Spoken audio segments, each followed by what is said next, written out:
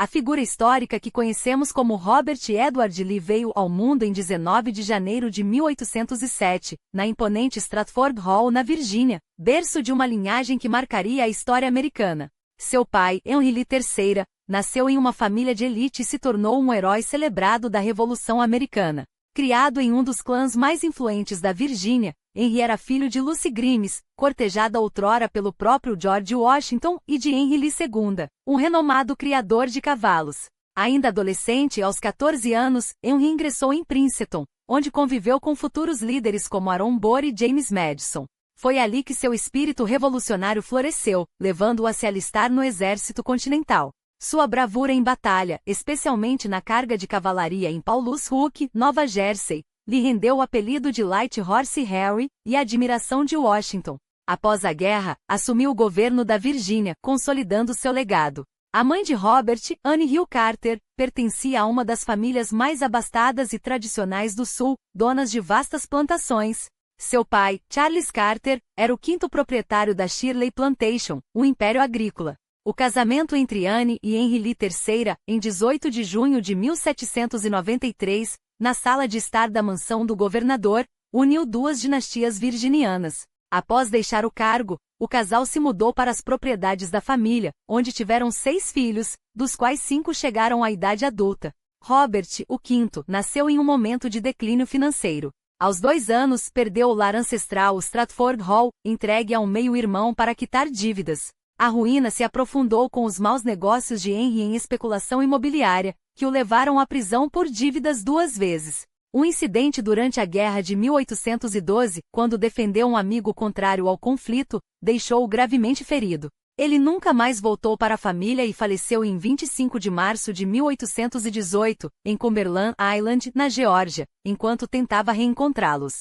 Sua memória ficou manchada pelo episódio do cheque sem fundos a Washington, um detalhe irônico para um homem de tão nobre estirpe. Robert cresceu ao lado da mãe em uma casa modesta, sustentada por uma pequena herança dos Carter. Moravam na Ravensworth Plantation, propriedade de um parente de Anne, William Henry Fitchug, localizada nos arredores pantanosos e insalubres de Alexandria, infestados de mosquitos. A residência, sem qualquer luxo, as paredes nem sequer eram pintadas, abrigava também hóspedes pagantes para complementar a renda.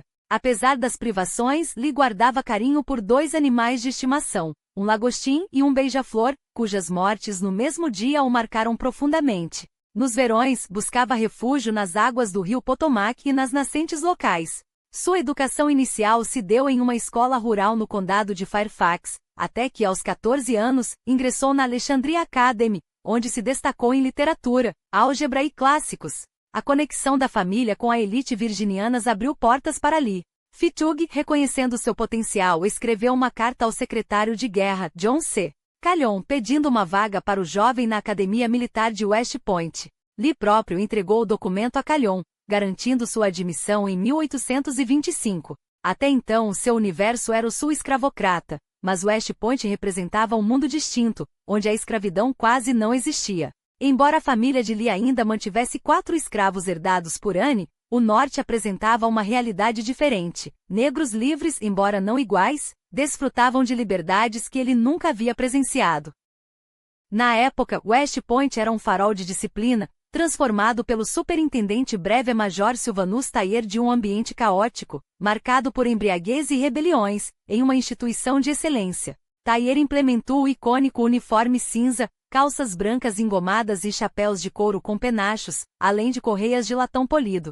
Ao chegar em junho de 1825, Lee encontrou cerca de 200 cadetes submetidos a um exame implacável, projetado para eliminar os incompetentes. Os aprovados dividiam barracas com 3 companheiros, compartilhando itens básicos como um espelho, uma bacia e uma vassoura. A comida era ruim, mas Lee nunca reclamou. Enquanto muitos cadetes abastados arriscavam deméritos para frequentar a taverna de Gridley, onde comiam, bebiam e fumavam, ele manteve um histórico imaculado, algo raro. O currículo era rigoroso, com ênfase em matemática e francês. A primeira era essencial para oficiais militares, o segundo necessário porque os manuais militares vinham da França, única aliada dos Estados Unidos na época. Uma figura inspiradora para Lee era o Marquês de Lafayette, herói da Revolução que frequentemente visitava West Point. Ver aquele homem que lutara ao lado de seu pai, unia o passado glorioso às táticas militares modernas do século XIX. A rotina em West Point começava às 5h30, com a alvorada, seguida por aulas de matemática e francês,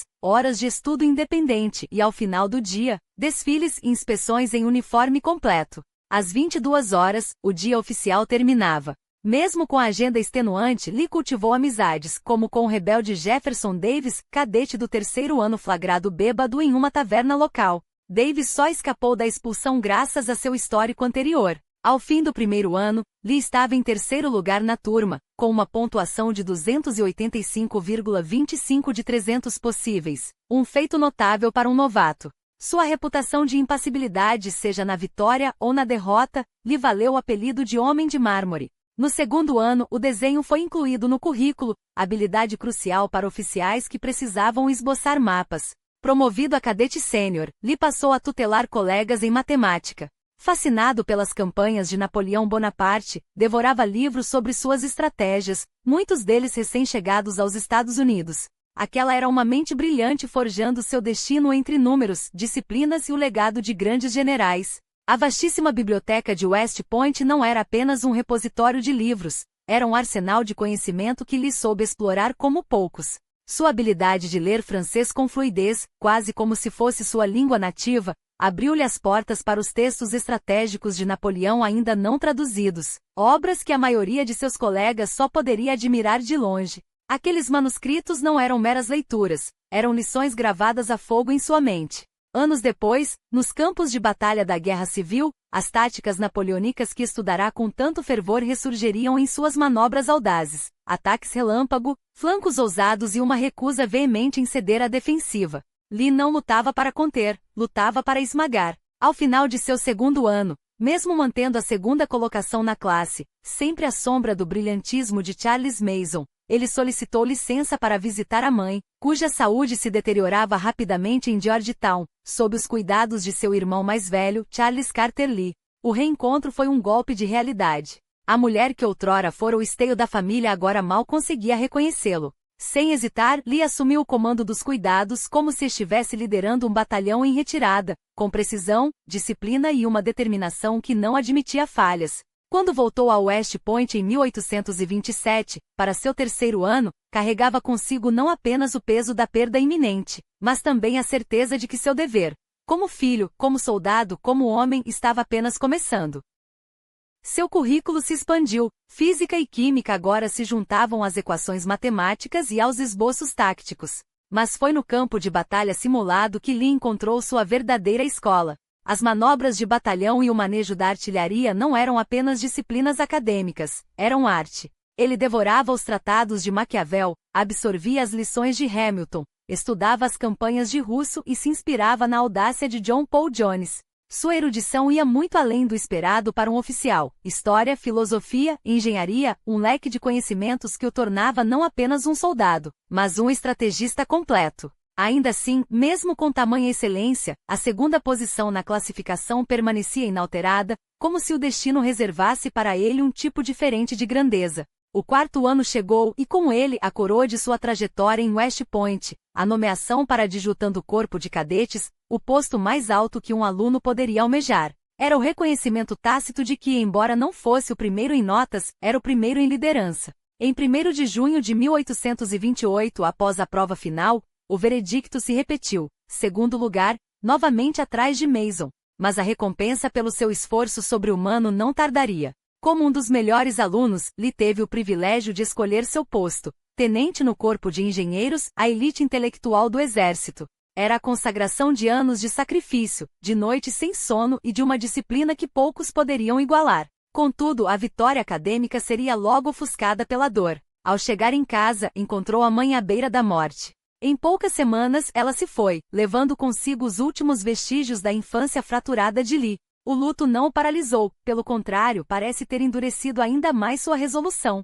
Foi em Arlington, Virgínia, onde buscou refúgio, que seu caminho cruzou novamente com o de Mary Anna Randolph Cushis, a jovem que anos antes havia conhecido em um baile, vestindo seu uniforme cinza de cadete. Ela, com sua natureza descontraída e seu hábito crônico de chegar atrasada, era o oposto absoluto de sua precisão militar. Os amigos os viam como um casal improvável.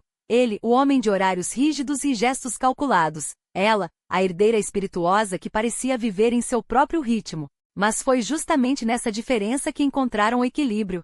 Sob o olhar vigilante dos pais de Mary, seus encontros eram supervisionados, mas o tempo só fortalecia a certeza de que estavam destinados um ao outro. Em 11 de agosto de 1829, as ordens chegaram.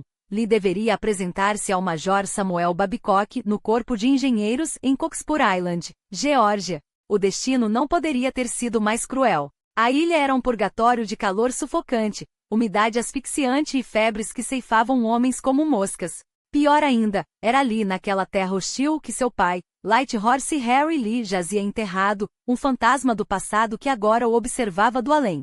A missão era clara, mas quase impossível: construir um forte para proteger a foz do rio Savannah. Os engenheiros anteriores haviam falhado, as marés, os ventos e a própria natureza pareciam conspirar contra eles. Lee, no entanto, não era homem de recuar. Meteu as mãos na massa, literalmente trabalhando ao lado dos operários, traçando planos, calculando ângulos. Mas o esforço seria em vão. Uma tempestade arrasaria grande parte da obra, como se o próprio oceano quisesse apagar seu trabalho.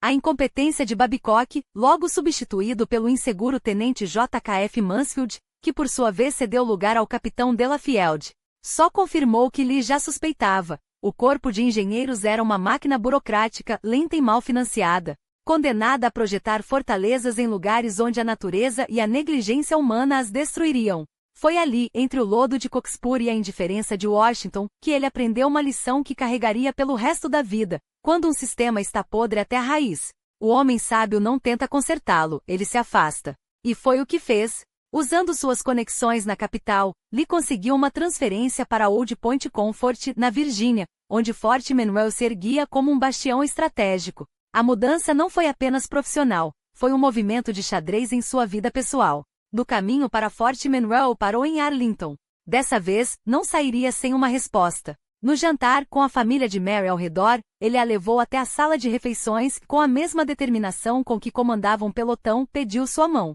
O sim foi inevitável. Casaram-se em 30 de junho de 1831, e Mary, em um gesto de rebeldia contra as convenções da época, abandonou o conforto da casa paterna para viver nos apertados alojamentos do forte. Lá, entre paredes espartanas, ela reinava soberana, mandando, desorganizando, e acima de tudo, desafiando a rigidez de Lee com um sorriso. Era um casamento à parte. Ela, a filha mimada de uma das famílias mais poderosas da Virgínia. Ele, o soldado sem herança, mas com um nome que começava a ecoar. Foi nesse período que Lee finalmente pôs raízes. Adquiriu uma propriedade em Arlington, um lugar onde poderia construir não apenas uma casa, mas um legado. A Arlington House, como seria conhecida, era um tributo consciente a Mount Vernon de George Washington, uma homenagem silenciosa ao homem que, mais do que qualquer general, moldara seu ideal de honra. Em agosto de 1831, o casal se instalou nos alojamentos de Fort Monroe, mas a tranquilidade duraria pouco.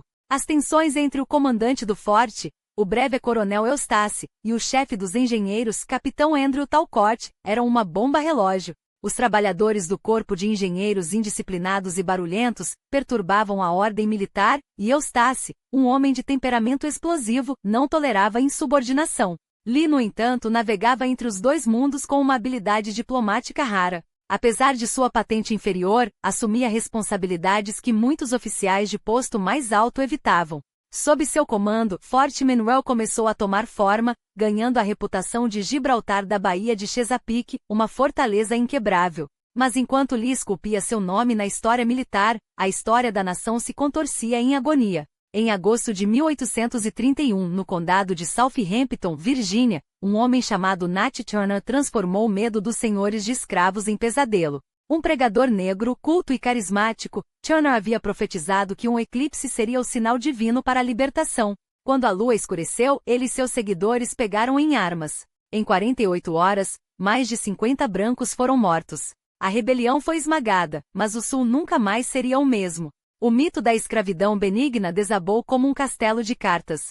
Leis mais duras foram aprovadas, e Fort Monroe, estratégico demais para ser ignorado, recebeu reforços de artilharia, um lembrete de que a paz era frágil.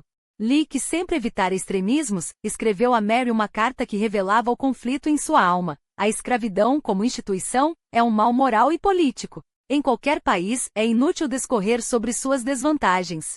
Creio, no entanto, que ela seja um mal maior para o homem branco do que para a raça negra. Suas palavras eram um espelho de sua época, uma condenação tépida temperada pela crença de que os negros, embora melhor aqui do que na África, precisavam da disciplina dolorosa para serem preparados para coisas melhores. Era a voz de um homem preso entre a compaixão e os dogmas de seu mundo, um homem que anos depois, seria forçado a escolher um lado. Mas isso ainda estava por vir. Por enquanto, havia uma fortaleza a ser construída, uma esposa a ser amada e um nome a ser gravado na história. E Robert Lee não era homem de deixar nenhuma dessas missões pela metade. Era a ambiguidade de um homem de seu tempo. Robert Lee condenava a escravidão como um pecado moral, mas a via como um problema divino. Uma questão cuja solução caberia não aos homens, mas ao desígnio de Deus em sua própria cronologia. Não era hipocrisia, mas a resignação de quem acreditava que a ordem social, por mais imperfeita, não poderia ser desmontada por decretos humanos sem arrastar consigo o próprio tecido da nação. Enquanto abolicionistas inflamavam discursos e sociedades como a American Colonization Society sonhavam com a utopia de uma Libéria distante, um plano que, não por acaso, satisfazia mais aos bolsos dos senhores do que às almas dos libertos, Lee permanecia em silêncio estratégico. Sua oposição à instituição era passiva, quase contemplativa, como quem observa uma tempestade se formar no horizonte, sabendo que o vento, quando soprar, não poupará nem os justos nem os injustos. Mas a política, essa sim, não esperava por divindades. Em Fort Monroe, onde o ar salgado misturava-se ao peso das decisões, Lee, apesar da patente modesta, movia-se com uma autoridade que ultrapassava a de coronéis como Eustace. Não por mero carisma, mas porque o general Gratiot, chefe dos engenheiros, tecia suas influências em Washington como um tecelão habilidoso, e Lee era sua peça mais afiada no tabuleiro. A missão? Transformar um banco de areia de 15 acres em uma fortaleza inquebrável, Fort Wool, a sentinela que junto a Fort Monroe, cruzaria fogo sobre qualquer navio inimigo ousado o suficiente para desafiar a Bahia. O trabalho era metódico, exaustivo e, no entanto, vazio. Cada pedra assentada, cada cálculo preciso só aprofundava nele a dúvida. Era aquilo, afinal, o propósito de uma vida? O exército que outrora lhe parecerá um caminho de honra, agora revelava-se uma jaula de rotina e frustrações. E então chegavam os jovens oficiais, com seus uniformes engomados e garrafas de uísque, transformando Fort Monroe em um antro de risadas ebrias e confidências alcoolizadas. Lee observava de longe, sem julgamento, mas também sem participação. Não que fosse um puritano, sua companhia era tão agradável quanto a de qualquer outro, e sua mente, afiada demais para o tédio das fofocas de quartel. Mas o vinho nunca lhe roubara a clareza, e ele não entendia por que tantos homens se afogavam nele como se a embriaguez pudesse preencher o vazio que a disciplina não conseguia. Sua verdadeira escapada era Mary. Quando ela chegou a Fort Monroe naquele junho de 1832, trouxe consigo não apenas o anúncio de uma nova vida, George Washington Custis Lee, herdeiro de um nome que carregava o peso de uma nação, mas a lembrança de que havia um mundo além daquelas muralhas. Um mundo chamado Arlington, onde os carvalhos sussurravam histórias de um passado glorioso e o futuro ainda podia ser moldado. Entre 1832 e 1834, enquanto Mary criava o primogênito entre os jardins de Arlington, Lee assumia, de facto, o comando dos engenheiros em Fort Monroe.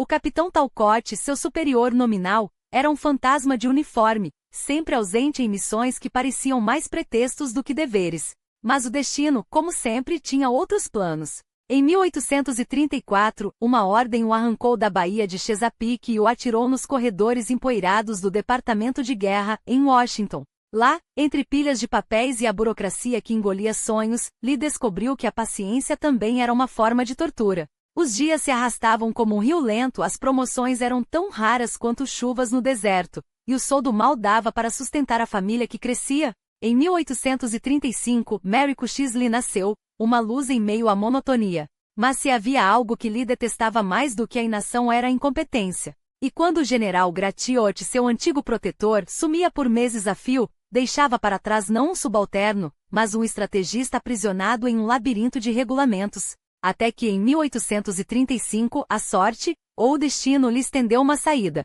o chamado do capitão Talcott, agora em apuros nas terras disputadas do Toledo Strip. Uma faixa de 500 milhas quadradas, um porto vital, e 2 estados dispostos a entrar em guerra por ela. Ohio e Michigan trocavam farpas e ameaças, e o único ferido até então fora um xerife de Michigan, esfaqueado por um garoto com uma canivete. Um detalhe quase cômico não fosse o risco de um conflito que poderia manchar a reputação da União. Lee e Talcott foram enviados para traçar a linha que separaria a razão da loucura. Quando a poeira baixou, Michigan perdeu Toledo, mas ganhou a Península Superior, um consolo que ironicamente plantaria a semente de uma rivalidade eterna. E então, em 1837, veio o verdadeiro teste. Saint Louis, a joia do Mississippi, estava à beira do colapso. O rio caprichoso e implacável cortava um novo caminho, ameaçando engolir o porto que era a artéria do oeste. Sem Saint Louis, a expansão para a Califórnia e o Oregon seria um sonho interrompido. Lee chegou como o único homem capaz de domar aquelas águas traidoras. Sua missão, salvar o cais e desmatar 200 metros de margem, uma tarefa que os engenheiros antes dele haviam tentado e falhado. Com caixotes de areia esmagados pela correnteza e bois exaustos que mal arranhavam o leito do rio. Mas Lee não era homem de repetir erros. Em sua mente ecoavam as lições de West Point, as páginas amareladas de um manual francês sobre hidrodinâmica, e a certeza de que a natureza só cede quando enfrentada com sua própria lógica. Se o rio queria fluir, ele lhe daria um caminho, mas um caminho seu. Barreiras fortes o suficiente para guiar a correnteza, mas flexíveis o bastante para absorver sua fúria. E enquanto os trabalhadores lutavam contra o lodo e a resistência dos troncos, em 31 de maio de 1837, Mary lhe deu outro filho, William Fitug Lee, mais uma razão para vencer aquela batalha contra as águas. A vitória, porém, tinha um preço.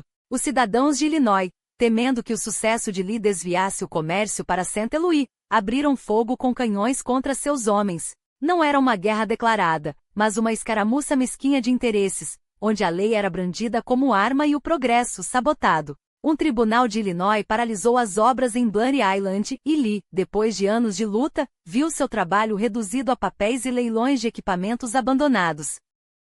Quando finalmente deixou Saint Louis em 1840, carregava consigo 2 certezas. A primeira, que o exército o estava sufocando. A segunda, que sua família, agora com 5 filhos, depois do nascimento de Anne Carter Lee em junho de 1839, merecia mais do que um soldo que mal cobria as contas. Mas o dever, como sempre, o chamava novamente. Dessa vez para Nova York, onde os fortes Hamilton e Lafayette, junto às baterias de Staten Island, esperavam por suas mãos. A ameaça era real. A Grã-Bretanha, com sua frota invencível, era a única nação capaz de levar a guerra até as costas americanas. E se a história provava algo, era que os impérios não caíam por compaixão, mas por negligência. Antes mesmo de assumir o comando, porém, a vida lhe deu mais um motivo para lutar. Helena Agnes Lee nasceu em 27 de fevereiro de 1841, um presente em meio ao caos. Mas Mary hesitava em segui-lo para Nova York. Não por falta de amor, mas porque Arlington, com suas memórias, seus fantasmas e sua terra sagrada, era um laço que nem mesmo as ordens de um exército conseguiram romper. A decisão de Mary em não acompanhar Lee imediatamente a Nova York, apesar das expectativas da época, não foi mera teimosia, mas um ato de resistência silenciosa. Criticada por muitos que julgavam seu lugar ao lado do marido, ela tinha razões que nem mesmo os mais ferrenhos detratores poderiam ignorar. 5 filhos em 9 anos, um corpo minado pela artrite e uma saúde que oscila entre a fragilidade e a exaustão. Só na primavera de 1843, quando a pressão social já não deixava alternativa, Mary cedeu e rumou para o norte. Mas o destino, irônico, lhe reservava outra prova, ao descobrir que carregava em si o 6º herdeiro dos Lee, Robert Edward Jr., que nasceria em 27 de outubro daquele ano. Ela não hesitou em voltar para Arlington. A guerra que travava em seu próprio corpo era, naquele momento, mais urgente que qualquer campanha militar. Enquanto isso, Lee permanecia em Nova York, absorvido na fortificação de costas que poucos além dele pareciam levar a sério. Seu currículo, até então, era o de um engenheiro competente, mas não excepcional, um nome que não ecoava nos corredores do poder. Até que em 1844, uma oportunidade sutil, porém decisiva, se abriu. Foi convidado a integrar a banca examinadora de West Point. Durante 2 semanas, ao lado do lendário Major-General Winfield Scott, o Old Fuzend Feathers, herói da Guerra de 1812 e figura imponente tanto em estatura quanto em influência, Lee avaliou os cadetes com uma precisão que não passou despercebida. Diferente de tantos oficiais que se curvavam à vaidade de Scott com lisonjas vazias, Lee escolheu impressioná-lo com algo muito mais raro, intelecto puro. E funcionou. Aquele encontro selou um futuro que até então parecia incerto. Entre 1844 e 1846, Lee serviu como ligação congressional para o chefe de engenharia, enquanto simultaneamente atua na defesa da costa atlântica, um jogo duplo que exigia habilidade política tanto quanto técnica. E foi nesse intervalo, em início de 1846, que Mary lhe deu a última filha, Mildred, carinhosamente chamada de Millie, um nome que Lee pronunciava com uma ternura rara para um homem tão contido. Mas a paternidade, naquele momento, seria logo ofuscada pelo chamado que ele aguardava há anos, a guerra. O estupim veio do Oeste, onde a ganância e a honra se chocavam há décadas. México e Estados Unidos disputavam não apenas terra, mas o direito de definir o destino de um território que fervilhava com colonos americanos, muitos deles, ironicamente convidados pelo próprio governo mexicano para servir como barreira contra os ataques dos comanches. Mas como sempre acontece quando se convida o lobo para guardar as ovelhas, os americanos logo superaram em número e ambição seus anfitriões. A resposta mexicana veio com Santa Anna, o Napoleão do Oeste, um homem que alternava entre ameaçar esmagar os texanos e vender-lhes mais terra. Em 1836 ele cumpriu a primeira promessa. O Álamo caiu após 13 dias de cerco, seus defensores massacrados, suas mulheres e crianças poupadas apenas para levar ao mundo a notícia do banho de sangue. O grito Remember the Alamo não foi apenas um lamento, foi um toque de corneta que acendeu a fúria americana. A vingança veio em San Jacinto, onde os texanos esmagaram as forças de Santa Anna em menos de 20 minutos, forçando o México a reconhecer a independência do Texas. Uma década depois, em 1845, o Texas foi anexado pelos Estados Unidos. Para o México, uma afronta inaceitável. Para os estados do Norte, um pesadelo. Mais um território escravagista na União. Mas o presidente Paul, com olhos postos em Califórnia e Novo México, preferiu ignorar os protestos e apostar na diplomacia. Até que a paciência mexicana se esgotou. Em meio a um caos político que trocava presidentes como cartas de baralho, 4 mandatos em um ano, 6 ministros da guerra, 16 da fazenda, havia uma certeza: o ódio a perder o Texas unia até os mais divididos. Quando as tropas americanas de Zachary Taylor avançaram para o Rio Grande, reclamando-o como fronteira, os mexicanos responderam com balas. O Thornton Affair, como ficou conhecido o embate que ceifou 16 vidas americanas, deu a Paul o pretexto que precisava. O sangue americano foi derramado em solo americano, declarou ao Congresso. Taylor não perdeu tempo. Em Palo Alto e Resaca de La Palma, suas forças esmagaram os mexicanos com uma superioridade tecnológica esmagadora, a artilharia montada, que se movia com a velocidade da cavalaria, e o revólver Colt, arma que transformava um homem em um exército. Para Lee, aquartelado em Nova York, aquelas notícias eram como um chamado. Finalmente a ação que tanto buscava estava ao seu alcance. Em 19 de agosto de 1846, recebeu ordens para partir rumo a San Antônio de Bechar, no Texas, onde se apresentaria ao brigadeiro-general John E. Wool. Mas o destino mais uma vez interveio. Ao cruzarem o Rio Grande, Lee e Wool foram interceptados por um oficial mexicano sob bandeira branca. Taylor havia derrotado o outro exército mexicano em Monterrey, mas, em troca da rendição, concederá um armistício de 8 semanas. Uma trégua que para homens como Lee cheirava a traição. Não era paz, era tempo para Santa Anna se reorganizar. E assim foi. Em 18 de novembro, a notícia chegou ao acampamento. Paul cancelara o armistício. O alívio foi quase físico. Avançaram então para Parras, em território inimigo, para reforçar o general Worth em Saltillo. Lee, incansável, liderou missões de reconhecimento que revelaram não apenas a posição das tropas mexicanas, mas sua própria capacidade de persistir onde outros desistiriam. Wool, impressionado, o nomeou inspetor-geral interino. Uma lição ficaria gravada em sua mente: a tenacidade em buscar informações, mesmo quando os relatórios exageravam os perigos, era a diferença entre a vitória e o desastre. Ordens posteriores os levaram a Buena Vista, onde Taylor enfrentaria Santa Anna em uma batalha que entraria para a história. 5.000 americanos contra 14.000 mexicanos. Mais uma vez, os números não ditariam o resultado. Enquanto os canhões de Taylor faziam estrago nas linhas inimigas, Lee recebia uma nova missão: juntar-se ao general Scott, o mesmo Old Fusend Feathers, que o observara em West Point. Em 17 de janeiro de 1847, embarcou rumo ao destino que mudaria sua carreira para sempre. Ao chegar, foi recebido não como um subordinado qualquer, mas como parte do círculo íntimo de Scott. Acomodado a bordo do USS Massachusetts, dividia a cabine com um velho conhecido, Joseph E. Johnston, seu colega de turma em West Point. Sob o comando de Scott, 12.000 homens se preparavam para o que seria a maior operação anfíbia da história americana até então, a invasão de Veracruz. Mas antes, era preciso superar os caprichos do mar e da doença. Em 19 de fevereiro de 1848, a frota zarpou para as Ilhas Lobos, onde aguardaria o resto das tropas. Atrasos se acumularam, varíola entre os soldados, uma tempestade que quase destruiu os navios. Só em 3 de março conseguiram partir, chegando a Veracruz 2 dias depois.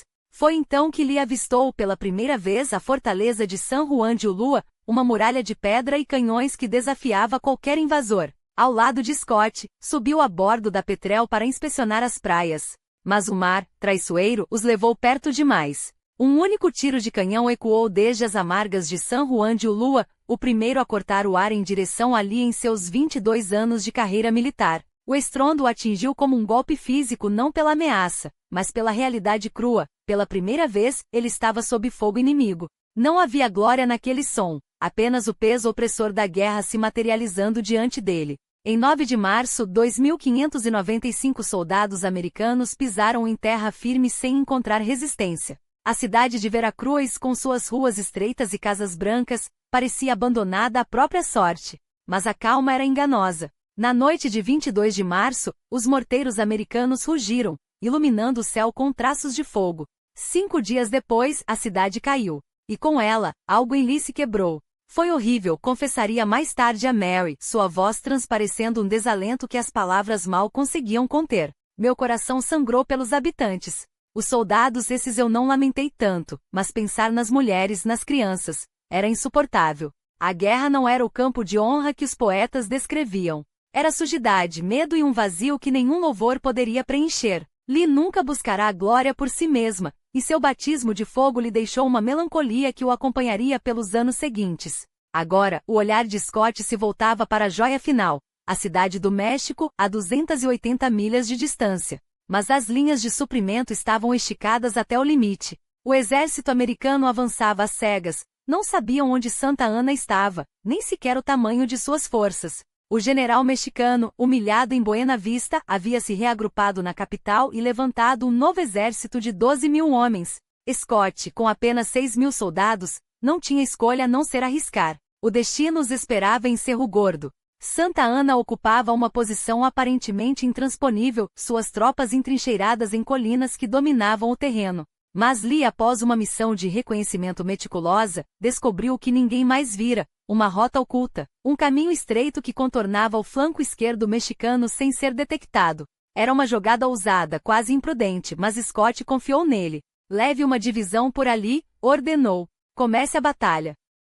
Na madrugada de 18 de abril, os homens de Lee escalaram a encosta em silêncio. Ou deveriam ter escalado. O barulho dos passos, o rangido das botas contra as pedras, algo os traiu. Os mexicanos acordaram para o som da invasão e desceram a colina em uma carga furiosa. Os americanos, pegos de surpresa, recuaram instintivamente, até que a disciplina os dominou. Com um grito, contra-atacaram morro acima, empurrando os mexicanos de volta até o cume. Quando o sol nasceu sobre La Atalaia, a bandeira americana tremulava no ponto mais alto. Cerro Gordo foi uma vitória esmagadora. As baixas mexicanas foram 10 vezes maiores que as americanas. Lee, cujo plano havia virado o jogo, foi recompensado com a patente de major breve, o reconhecimento que até então lhe fora tão elusivo. Mas não houve tempo para celebrações. Scott já marchava em direção à cidade do México, e Lee, ao seu lado, junto dos tenentes PGT Beauregard e George B. M. McClellan, sabia que o pior ainda estava por vir. Um pequeno confronto em Molina del Rey foi apenas um prelúdio. O verdadeiro teste os esperava em Chapultepec, a fortaleza que coroava a capital, um bastião de pedra de onde se podia ver e bombardear toda a cidade. Como engenheiro-chefe, Lee argumentou veementemente contra um assalto frontal. É um massacre anunciado, advertiu. Mas foi ignorado. Pillow, impaciente, insistiu na investida. E assim Lee, contra sua própria estratégia, liderou a divisão pelo flanco oeste, subindo a encosta sob uma chuva de balas. Longstreet e George Peckett o acompanhavam, os rostos tensos sob o sol escaldante. Quando finalmente alcançaram o topo, Lee sentiu algo quente rasgar seu uniforme, uma bala mexicana o havia atingido. Ferido, mas lúcido, ainda conseguiu arrastar o general Pillow para longe da linha de tiro. Chapultepec caiu. E com ela, a última resistência organizada do México. Mas a vitória tinha um gosto amargo. Santa Anna, em um ato de desespero, soltara os criminosos das prisões, armando-os para uma resistência caótica. Por 2 dias a cidade ardeu em combate corpo a corpo, ruas transformadas em armadilhas. Quando finalmente a bandeira americana foi hasteada sobre o Palácio Nacional, muitos dos soldados de Lee sentiram não o orgulho da conquista, mas o peso de uma guerra que, para alguns, fora pouco mais que uma intimidação brutal contra um povo já combalido. Pela segunda vez lhe foi promovido, agora a coronel breve. Mas as honras não apaziguavam o cansaço. Em 29 de junho de 1848, após 32 anos desde que entrara em West Point como cadete, ele finalmente voltava para casa. Havia subido na hierarquia um pouco mais rápido que a média, mas não o suficiente para saciar suas ambições, se é que as tinha. A guerra o ensinara que a verdadeira medida de um homem não estava nas estrelas de seu uniforme, mas nas escolhas que fazia quando ninguém olhava. 4 anos depois, em 1852, uma nova missão o aguardava, superintendente de West Point. Um cargo de prestígio, um reconhecimento às suas habilidades como instrutor. É uma tarefa impossível, resmungou para Beauregard em uma carta. Não há como dar ou receber satisfação nesse lugar. Ainda assim, assumiu o desafio com a mesma disciplina que aplicava a si mesmo. West Point era um antro de indisciplina. Os cadetes, embora brilhantes, eram notórios por suas travessuras bebedeiras, duelos clandestinos, insubordinação aberta. Lee não toleraria aquilo. Introduziu punições corporais, deméritos, expulsões para os piores casos. Não posso mimá-los, justificava. Um oficial fraco é um soldado morto. Mas mesmo com mão de ferro, os problemas persistiam. Alguns cadetes simplesmente não tinham o que era preciso para liderar. A esses, ele permitia renunciar, uma misericórdia em meio ao rigor. Seu legado, no entanto, ficaria marcado na cavalaria. Lobou por estábulos novos, um picadeiro de treinamento. Diziam que as instalações, com sua simetria impecável, haviam sido desenhadas por suas próprias mãos, tão semelhantes aos estábulos de Arlington, sua casa. Sob seu comando, West Point formou os melhores oficiais de cavalaria da geração. Mas o preço era alto. Disciplina sem afeto cria ressentimento, escrevia em seus relatórios.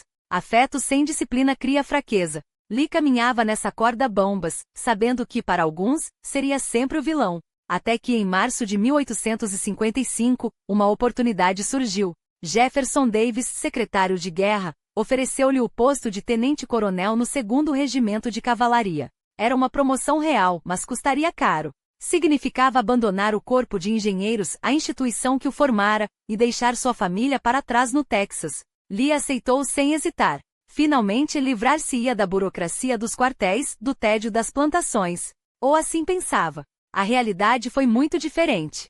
O Texas se revelou um purgatório. Primeiro, a morte de sua sogra, depois a de sua irmã Mildred. Um ano depois, em outubro de 1857, George Washington Parke Custis, seu sogro, seu mentor, o único pai que verdadeiramente conhecera, faleceu. O mundo de Lee desabou.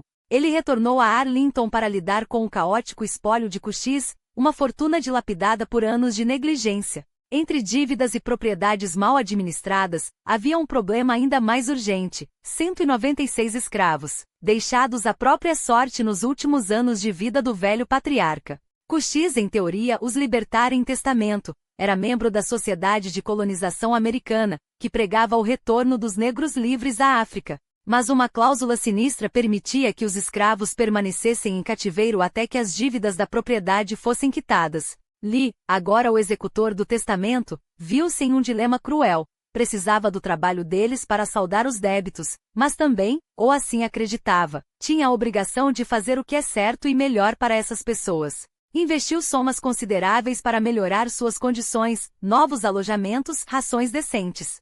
Mas a medida que mais urgente foi também a mais explosiva. Começou a alugar escravos para outras plantações, sem consultá-los sobre o tempo que ficariam fora. Para a comunidade de Arlington, que há gerações vivia unida desde os tempos de Mount Vernon, era uma traição. Famílias que nunca haviam sido separadas agora viam seus entes enviados para longe, sem prazo para voltar. A tensão ferveu. Wesley Norris, sua irmã Mary e o primo George Parks fugiram na primavera de 1859. Foram capturados, trazidos de volta à força. E então, o relato dos castigos infligidos a Wesley Norris e seus companheiros espalhou-se como fogo pelos jornais abolicionistas, que não hesitavam em amplificar os detalhes mais brutais para chocar a opinião pública. Mas aqui não há exagero que resista à verdade. As chibatadas que Norris recebeu foram confirmadas por testemunhas, incluindo o próprio Lee. O que diverge são os pormenores. Norris jurava que Lee, com suas próprias mãos, havia aplicado o açoite, uma acusação que, para um homem de sua posição na sociedade sulista, seria um golpe insuportável ao seu prestígio. Um cavaleiro virgiliano não sujaria as mãos com trabalho de feitor, delegaria a violência a outros, mantendo a fachada de distinção. Talvez por isso a denúncia de Norris soasse como um desafio pessoal, uma mancha que Lee jamais admitiria. Mas o destino já tecia outros planos. Em 17 de outubro de 1859, o coronel J.E.B. Stuart, aquele que logo seria conhecido como Jeb Stuart, o audaz cavaleiro da Confederação, chegou a Arlington com uma ordem urgente. Lee deveria apresentar-se imediatamente ao Departamento de Guerra. Sem hesitar, partiu com Stuart rumo a uma reunião com o presidente James Buchanan e seu gabinete. A notícia era explosiva. John Brown, o abolicionista fanático, e 18 homens haviam tomado o arsenal federal em Harper's Ferry, matando civis e fazendo reféns. A Virgínia tremia. A União tremia. Lee e Stuart foram despachados em um trem especial para assumir o controle da situação, substituindo a milícia local que até então apenas contivera os homens de Brown no engine house do arsenal.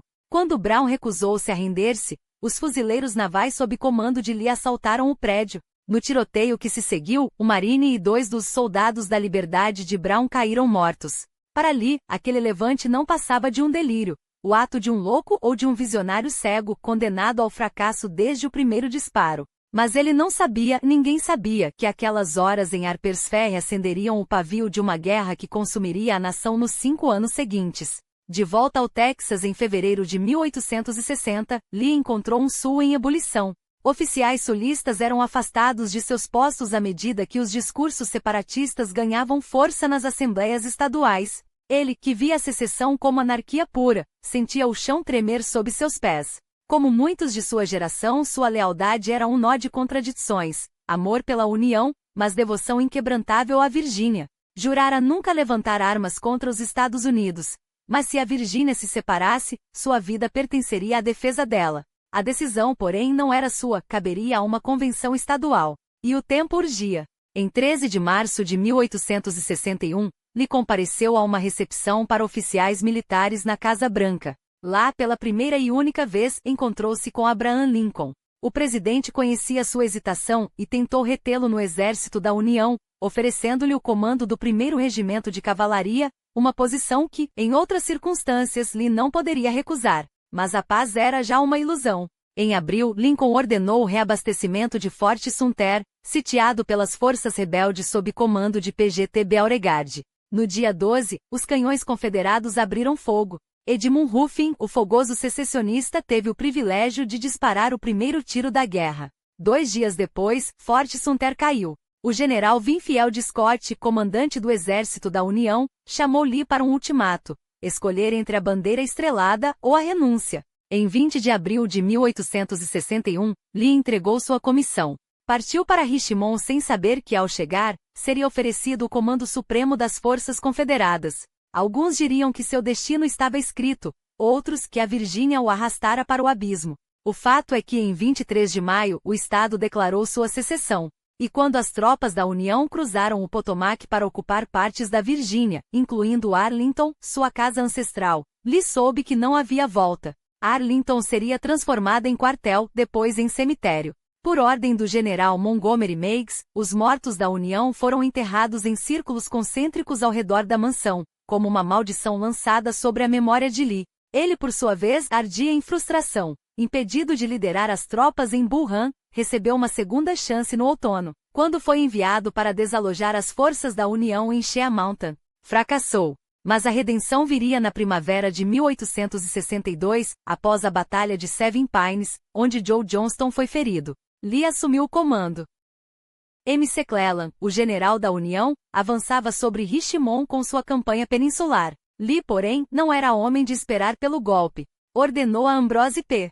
Hill que atacasse o flanco unionista em 26 de junho. O que se seguiu foram os 7 dias, uma semana de batalhas ferozes que esmagaram McClellan e o forçaram a recuar. Lincoln, furioso com a inépcia de seu general, substituiu-o por John Pope. Em agosto, Lee soube que Pope receberia reforços, dobrando o tamanho de seu exército. Era hora de agir. Chamou Stonewall Jackson e com audácia dividiu suas forças. Jackson rumou para Harper's Ferry, enquanto Longstreet avançava mais ao norte. Lee, com apenas 40.000 homens, preparava-se para esmagar Pope em Second Bull Run. E esmagou. A derrota de Pope foi tão humilhante que Lincoln, mais uma vez, recorreu a McClellan. Mas Lee não pararia por aí. Invadiu Maryland, enviando Jackson de volta a Harper's Ferry enquanto Longstreet seguia adiante. Reuniu suas tropas em Sharpsburg, às margens do Antietam, um erro tático que quase lhe custou tudo. O terreno era uma armadilha, o Potomac às costas, o Antietam à frente, uma única rota de fuga.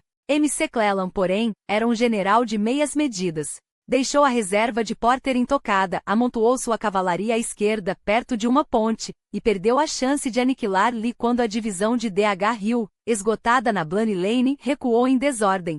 Na manhã de 17 de setembro de 1862, os unionistas atacaram o flanco esquerdo de Lee pela Gerstov Pike e o centro em Antietam, com um terceiro assalto planejado para a direita. A divisão de frente sob comando de Sumner avançou contra Bloody Lane, onde os confederados, exaustos, começaram a ceder. Mas Hooker, em vez de aproveitar a brecha, hesitou. Burnside, ordenado a atacar mais cedo, demorou tanto que quando finalmente avançou, foi repelido com violência. O dia terminou em um banho de sangue e em um empate que para Lee era uma vitória. Ele recuou para a Virgínia, mas a União não o perseguiu. McClellan, mais uma vez, falhara em esmagar o inimigo. E assim, entre erros e oportunidades perdidas, a guerra seguia seu curso, com Lee, o estrategista implacável, sempre um passo à frente, mesmo quando as probabilidades o traíam. A Batalha de Antietam não foi apenas um duelo de exércitos, mas um teste de vontade e Lee, mais uma vez, provou que sua genialidade tática podia dobrar até as piores adversidades.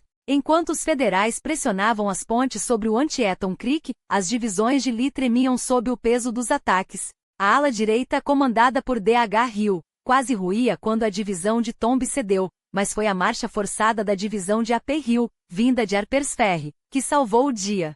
Com uma precisão cirúrgica, Hill empurrou Burnside de volta para o Creek, selando o destino da batalha. Ainda assim, Lee e Jackson avaliaram as opções com frio cálculo. Um contra-ataque contra o flanco direito de Hooker, bem posicionado perto do Potomac, seria um jogo de azar. Para ter sucesso, Jackson teria que conduzir suas tropas por um corredor de menos de 1 milha de largura, sob o fogo cruzado das baterias da União acima dos Northwoods. Stewart tentou silenciá-las com suas peças leves de alma lisa, mas em 15 minutos, seus canhões foram reduzidos a sucata. Jackson, sempre pragmático, abortou a ideia. Ordenou que suas tropas e artilharia recuassem, e assim, Antietam entrou para a história como o dia mais sangrento da América, com 22.700 baixas combinadas. Lee deixou o campo em retirada tática, mas a vitória moral foi sua. Enquanto McClellan, mais uma vez, falhava em perseguir o inimigo abalado, Lincoln viu naqueles campos ensanguentados a oportunidade que precisava. Em 22 de setembro, o presidente anunciou a proclamação de emancipação, um golpe estratégico que, embora não tivesse autoridade imediata sobre os estados rebeldes, acendeu a chama da liberdade nos escravos do Sul. Milhares fugiram para as linhas da União, engrossando suas fileiras com homens dispostos a lutar pela própria libertação. Até meados de novembro, o exército federal já sentia o peso dessa nova força, mas a guerra não esperava. Burnside, agora no comando do exército do Potomac, marchou rumo a Fredericksburg, na Virgínia, e cometeu um erro que selaria seu destino. Em vez de avançar rapidamente sobre Richmond, enquanto Lee ainda se reorganizava, hesitou. Chuvas torrenciais transformaram os rios em barreira, dando ao sulista o tempo que precisava para fortificar suas posições. Enquanto os engenheiros da União, sob fogo certeiro dos atiradores de Lee, lutavam para construir pontes de balsas, Burnside ordenou bombardeios sobre a cidade, não para quebrar a resistência mas para revelar, sem querer, suas verdadeiras intenções. Jackson, sempre atento, deslocou suas tropas de Skinner's Neck e Port Royal. E foi então que o brigadier-general William Barclay entrou para a lenda. Encarregado de atrasar o avanço de Burnside, Barclay tinha outros planos. Quando as primeiras tropas federais tentaram cruzar o Rappahannock, encontraram não uma retirada, mas uma parede de chumbo. Pela primeira vez na história americana, um rio foi disputado palmo a palmo, sob fogo. Os homens de Barclay, superados em número, recusaram-se a ceder Fredericksburg. Travou-se um combate urbano sem precedentes, ruas estreitas transformadas em armadilhas, casas virando fortalezas, cada esquina uma emboscada. Só quando a maré azul da União se tornou irresistível Barclay recuou, mas não sem antes provar que até a derrota podia ser gloriosa. No dia 11 de dezembro, as últimas brigadas federais entraram na cidade, saqueando-a apesar das ordens em contrário. Burnside, cego pela teimosia, passou todo o dia 12 movendo suas tropas para o outro lado do rio, preparando o ataque que selaria seu fracasso. Seu plano era simples: lançar a grande divisão de Sumner contra o flanco esquerdo de Longstreet, enquanto Franklin atacaria o centro-direita de Jackson, em um movimento de pinça. Mas Lee, como sempre, já estava à frente. Posicionado ao longo da crista de Maris Heights, atrás de muros de pedra, transformou o terreno em uma armadilha mortal. Regimento após regimento da União avançou sob fogo cruzado, só para ser ceifado como trigo sob a foice. Os números falam por si: para cada soldado confederado que caiu, 2 federais jaziam no campo. Burnside, obstinado, queria continuar. Seus generais, horrorizados, o convenceram a recuar. O custo em vidas foi tão alto que em maio de 1863, ele seria substituído por Joseph Walker, um homem ambicioso, mas que logo descobriria que a audácia sem estratégia é apenas um convite para o desastre. E Lee, mais uma vez, estaria esperando. Após a vitória em Chancellorsville, Lee não se contentou em colher os louros da glória. Seu plano era audacioso: levar a guerra ao coração do norte. Virgínia, até então palco de suas campanhas, já sangrava demais sob o peso dos combates. A morte de Jackson deixará uma lacuna irreparável em seu comando, e a solução de Lee foi arriscada: dividir seu exército em 3 corpos, mantendo Longstreet como pilar de experiência, enquanto promovia a P. Hill impetuoso até a temeridade, e Richard Evel, um homem cujas hesitações custariam caro. A estrutura era frágil, como um castelo de cartas. Longstreet, o estrategista frio; Hill, o bulldog que não sabia recuar; Evel, o general que pensava demais quando a ação era urgente. Com 75.000 homens, Lee invadiu a Pensilvânia, arrastando consigo o espectro da guerra total. Walker, ainda lambendo as feridas de Chancellorsville, o perseguiu, mas o destino tinha outros planos. Em 28 de junho, foi substituído por George Meade, um homem que em poucos dias teria que improvisar a defesa de uma nação. Enquanto isso, Jeb Stuart, o cavaleiro brilhante de Lee, cometeu um erro fatal. Em vez de vigiar os movimentos do inimigo, partiu em uma cavalgada vã pelo norte, buscando redimir-se pela humilhação sofrida em Brand Station. O resultado? Lee avançou às cegas, como um titã com os olhos vendados, enquanto o exército do Potomac se reorganizava nas sombras. O 1º de julho de 1863 amanheceu com o troar dos canhões. Na crista de McPherson, o general de cavalaria John Buford, com seus homens exaustos, seguiu a ordem de segurar a posição a qualquer custo. Quando as divisões de Henriette surgiram como uma maré cinzenta, empurrando os federais para trás, o destino da União pendia por um fio. Foi então que John Reynolds, o melhor general de Meade, chegou com o I-Corpo, e caiu morto no instante em que ordenava o contra-ataque. Os confederados, inicialmente desorganizados, ganharam ímpeto. Até o meio-dia, as linhas da União ruíram em debandada, entupindo as ruas de Gettysburg em uma fuga caótica. Lee, vendo a vitória ao alcance, cometeu seu primeiro erro crasso. Ordenou a Evel que tomasse Cemetery Ridge, se praticável. Evel, o homem das dúvidas, olhou para a colina, calculou as perdas e decidiu descansar. Enquanto isso, os federais, como feras acossadas, reorganizavam-se em Culp's Hill, Cemetery Hill e Cemetery Ridge, terrenos que se tornariam o túmulo dos sonhos confederados. À noite, Longstreet, com a lucidez que só os grandes generais possuem, suplicou a Lee: recue. Posicione-nos entre Meade e Washington. Faça-o atacar em nosso terreno. Mas Lee, cego pela arrogância de Chancellor Lorsville, ignorou o conselho. Esqueceu-se de West Point, esqueceu-se de Napoleão, esqueceu-se de que a guerra não se ganha apenas com coragem, mas com cálculo. No dia 2, seu plano era esmagar o flanco esquerdo da União, uma formação em gancho que Meade desenhara para mover tropas com rapidez. E então veio Daniel Sicles, o general vaidoso que, desobedecendo ordens, avançou sua linha até o pêssego Scherff, criando um saliente que gritava "Ataquem-me". Longstreet não perdeu a oportunidade. Lançou a divisão de Hood contra Sicles, enquanto o rio ameaçava o centro e Evel, finalmente, recebia ordens para tomar Cemetery Hill. O ataque foi devastador, Sicles foi esmagado, sua linha desfeita como papel ao vento. Mas a batalha verdadeira se travava em Little Hard Top, onde o 20º Maine, sob o comando do coronel Joshua Chamberlain, seguiu a ordem: segurem a qualquer custo. Se a colina caísse, toda a linha da União desabaria como um castelo de areia. Enquanto os homens de Chamberlain lutavam até as últimas balas, fixando baionetas para um contra-ataque desesperado, Evel, no flanco direito, atacou Cemetery Ridge ao entardecer, só para ser repelido por reforços federais que surgiram como fantasmas na névoa. No terceiro dia, Lee, já derrotado em espírito, acreditou ver fraqueza no centro de Meade. Em teoria, estava certo. Na prática, Meade havia reforçado a posição, antecipando justo aquele movimento. Mas Lee, teimoso, ignorou os sinais. Em março daquele ano, um ataque cardíaco o deixara frágil. Alguns dizem que foi aquele episódio que nublou seu julgamento. Agora, contra todo bom senso, ordenou que ficaria conhecido como Pickett's Charge. 12.000 homens, sob o comando de George Pickett, deveriam marchar 1,5 km em campo aberto, sob o fogo cruzado da artilharia e dos rifles da União.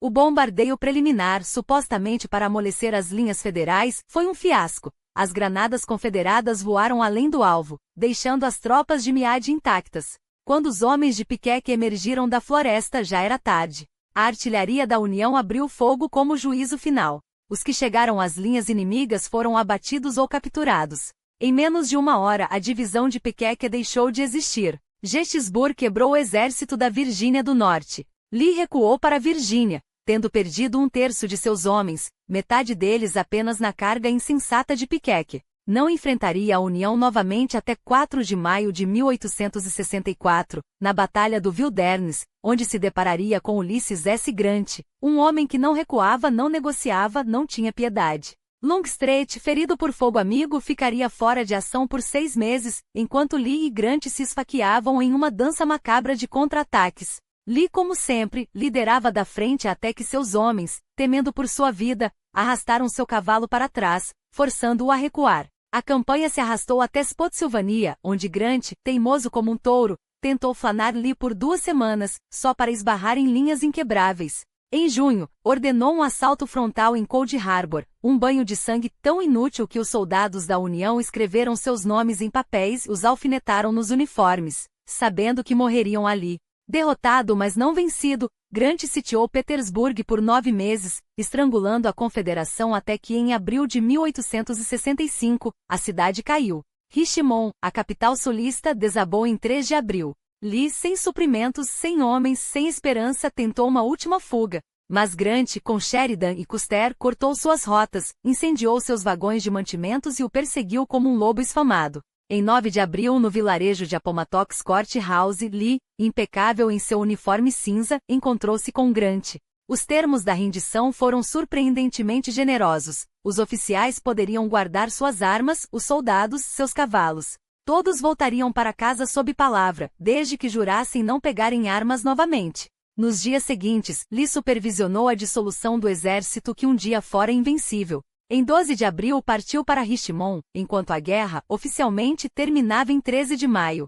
Nos anos que se seguiram, aceitou a presidência do Washington College, onde tentou apagar o ódio que ainda ardia no Sul. A imprensa nortena o difamava, acusando-o de criar rebeldes, mas Lee, em suas cartas, repreendia até Jefferson Davis pelos discursos inflamados.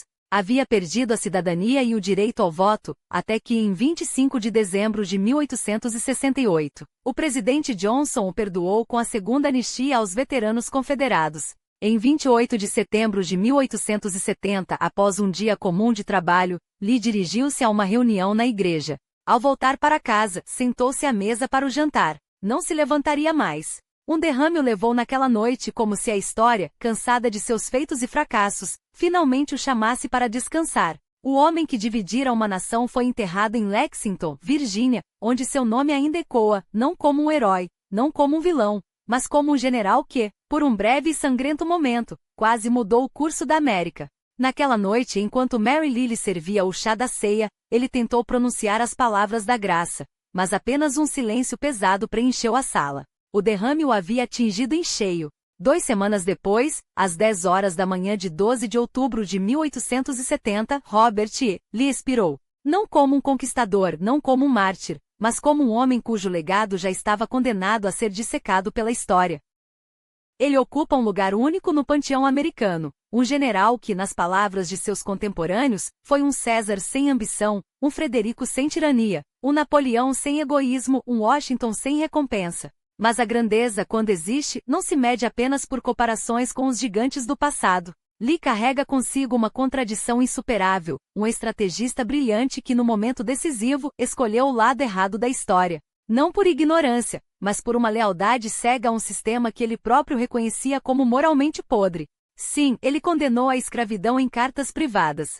Sim, após a guerra pregou a união e rejeitou os monumentos confederados, temendo que perpetuassem as feridas da nação. E no entanto, quando Virgínia chamou, ele respondeu, não pela causa da escravidão, como insistiria mais tarde, mas pela sua Virgínia, pela sua honra, pelo seu mundo. Essa escolha, mais do que qualquer batalha, define seu legado, a grandeza que poderia ter sido, se não tivesse se curvado ao conforto de suas convicções limitadas. A historiadora Elizabeth Pry o desmonta com precisão cirúrgica. Queremos que ele seja grande porque há faíscas de grandeza nele. Mas a verdadeira grandeza exige 2 coisas: criar algo que transcenda o tempo e agir além dos horizontes estreitos da própria experiência. Lee falhou em ambas. Sabia que a escravidão era uma abominação, mas nunca levantou a voz contra ela quando importava. Falou de união, mas resistiu às mudanças que poderiam torná-la real. Foi um gênio tático que no final serviu a uma causa que a história já havia condenado. Então, como julgá-lo?